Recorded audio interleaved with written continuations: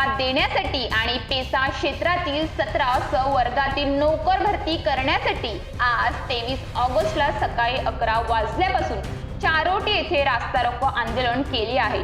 National highway 48 हा जाम केला आहे।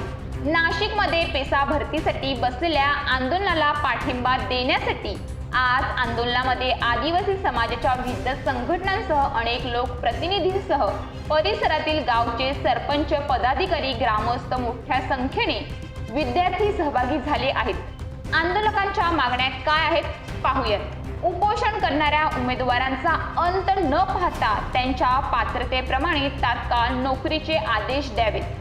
पेसा क्षेत्रामधील वन जमिनीच्या कायद्यांची काटेकोरपणे अंमलबजावणी करावी व गरिबी निर्मूलन कार्यक्रम योग्यरित्या राबवावा। पेसा कायद्यातील आदिवासींसाठी असलेल्या सर्व तरतुदी व सवलती लाभार्थ्यांना तात्काळ लागू कराव्या। तर आदिवासी समाजासाठी विविध विभागात आरक्षित असलेल्या 12,500 जागा ह्या बोगस आदिवासी नोकर भरलेले आहेत।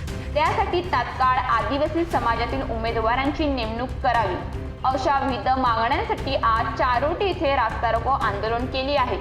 या आंदोलनामध्ये मोठ्या संख्येने सर्व आदिवासी बांधव एकत्र जमले आहेत। या आंदोलनामध्ये अनुचित प्रकार घडू नये यासाठी पोलिसांचा मोठा पोलीस बंदोबस्त ठेवण्यात आला आहे। उठा, जागे व्हा, लढा, आपल्या हक्कासाठी पेसा भरती झालीच पाहिजे अशा घोषणा देत आदिवासी बांधव संघटित झाल्याचे दिसून आले। महाराष्ट्र सरकार मराठ्यांचे प्रश्न, ओबीसींचे प्रश्न, आदिवासी बांधवांचे प्रश्न हाताळण्यात अपयशी ठरत आहेत असे एकंदरीत दिसून येत आहे। न्यूज पोलीस रिपोर्टर अपू बुकले, चारोटी।